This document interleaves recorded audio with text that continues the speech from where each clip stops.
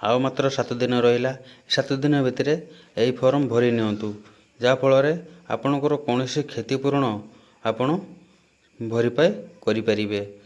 ଜୟ ଜଗନ୍ନାଥ। ମୁଁ ପିକେ ଆପଣମାନଙ୍କୁ ସ୍ୱାଗତ କରୁଛି ପୁଣି ଏକ ନୂଆ ଭିଡ଼ିଓରେ। ଚାଲନ୍ତୁ ଷ୍ଟାର୍ଟ କରିବା। ଲେଖିବା କୌଣସି ଏକ ବ୍ରାଉଜରକୁ ଯାଇକି ଆପଣ ପ୍ରଧାନମନ୍ତ୍ରୀ ଫସଲ ବୀମା କ୍ରପ୍ ଇନ୍ସୁରାନ୍ସ ଆପଣ ଲେଖିକି ସର୍ଚ୍ଚ କରି ନେଇଯିବେ। ସର୍ଚ୍ଚ କଲା ପରେ ଆପଣ ଯଦି ଅନଲାଇନ୍ ମାଧ୍ୟମରେ କରିବେ, କୌଣସି ଦୋକାନ ନ ଯାଇ ଆପଣ ମୋବାଇଲ ମାଧ୍ୟମରେ ବି କରିପାରିବେ। ଆପଣ କୌଣସି ମୋବାଇଲ ସାହାଯ୍ୟରେ ଆପଣ ଡେସ୍କଟପ୍ ସାଇଟ୍କି ଯାଇକି କରିବେ। 3 ଡଟ୍ରେ ଯାଇକି ଡେସ୍କଟପ୍ ସାଇଟ୍ କରିଦେବେ। ତାପରେ ପ୍ରଧାନମନ୍ତ୍ରୀ ଫସଲ ବୀମା ଯୋଜନା ଲେଖି ଆପଣ ସର୍ଚ୍ଚ କରିବେ। ସର୍ଚ୍ଚ କଲା ପରେ ଆପଣମାନଙ୍କୁ ଏହିରକ ଏକ ପେଜ୍ ଦେଖାଇବ। ଏହି ପେଜ୍ରେ ଆପଣ ଆପ୍ଲାଏ କର୍ଣ୍ଣର ଉପରେ କ୍ଲିକ୍ କରିବେ। ଯେହେତୁ ଆପଣ ନୂଆ, ଯଦି ଆପଣ ପୁରୁଣା ଅଛନ୍ତି ତାହେଲେ ଲଗ୍ଇନ୍ ଉପରେ କ୍ଲିକ୍ କରିବେ। ଯଦି ନୂଆ ଅଛନ୍ତି ଗୋଷ୍ଟ ଫାର୍ମର ଉପରେ କ୍ଲିକ୍ କରିବେ। ଗୋଷ୍ଟ ଫାର୍ମର ଉପରେ କ୍ଲିକ୍ କଲା ପରେ ଆପଣ ଏଠି ପ୍ରଥମେ ନାମ ଦେଇଦେବେ। ତାପରେ ଆପଣଙ୍କର ପାସବୁକ୍ର ଯାହା ନାମ ଅଛି ତାହା ଦେଇଦେବେ। ତାପରେ ଏଠି ଆପଣଙ୍କ ରିଲେସନ୍ର ବାପା କି ଯାହା ଆପଣଙ୍କ ବାପାଙ୍କ ନାଁ ଦେଇଦେବେ, ଭଲ ହେବ। ତାପରେ ମୋବାଇଲ୍ ନମ୍ବର ଦେବେ, ଏଠି ଭେରିଫାଇ କରି ନେଇଯିବେ।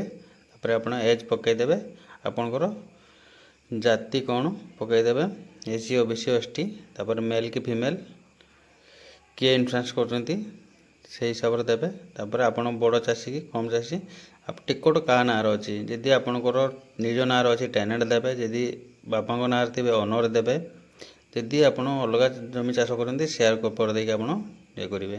ତାପରେ ଏକ୍ସିଡେଣ୍ଟାଲ ଆଡ୍ରେସ୍, ଆପଣ ବାସସ୍ଥାନ ଯେଉଁଠି ଆପଣ ଏଠିକି ଭରି ନେଇଯିବେ। ଆପଣଙ୍କର ଯାହା ଅଛି ତା ଭରି ନେବେ।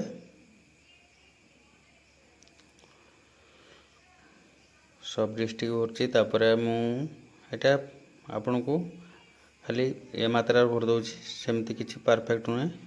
ତାପରେ ଏଠି ଆଡ୍ରେସ୍ ପୁରା ପ୍ରପର୍ ଭାବରେ ଲେଖିବେ, ଭଲ ଭାବରେ ଲେଖିବେ, ସ୍ପେଲିଂ ମିଷ୍ଟେକ୍ କରିବେନି।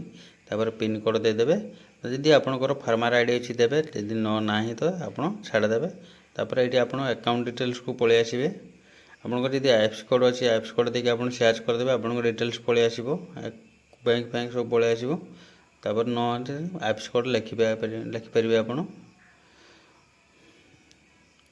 ଆପଣଙ୍କର ଯାହା ଅଛି ଆପଣ ଏଠି ଦେଇପାରିବେ, ଯେଉଁଠିକା ବ୍ୟାଙ୍କ।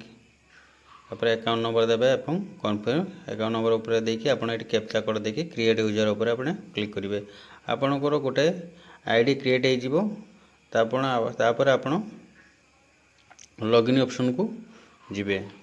ଯେଉଁ ଫାର୍ମାର ଲଗ୍ଇନ୍ ଯେଉଁ କହିଥିଲି ସେ ଫାର୍ମାର ଲଗ୍ଇନ୍ କରିକି ଯିବେ। ଗଲା ପରେ ଲଗ୍ଇନ୍ ହେଇଯିବେ। କଲାପରେ ଏହିପରି ଆପଣମାନଙ୍କୁ ଏକ ପେଜ୍ ଆସିଯିବ।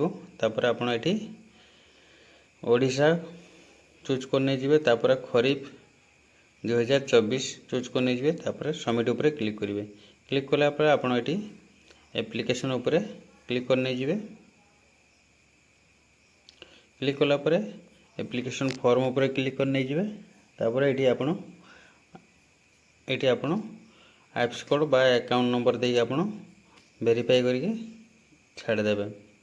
ଏଠି ଯାହା ଅଛି ଆପଣ ଓଡ଼ିଶା ଧର ମୟୂରଭଞ୍ଜ କି ଯେଉଁ ଅଲଗା କିଛି ଆପଣଙ୍କର ଜିଲ୍ଲା ଥିବ ତାହା ଦେଇଦେବେ।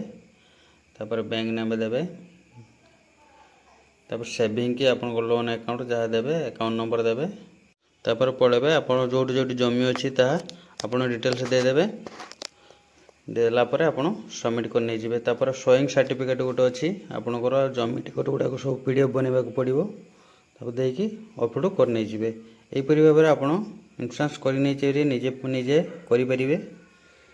ଯଦି ଆପଣ ଭିଡ଼ିଓଟି ଭଲ ଲାଗିଛି ତାହେଲେ ସବସ୍କ୍ରାଇବ୍ ନିହାତି କରନ୍ତୁ। ଜୟ ଜଗନ୍ନାଥ, ଜୟ ଓଡ଼ିଶା।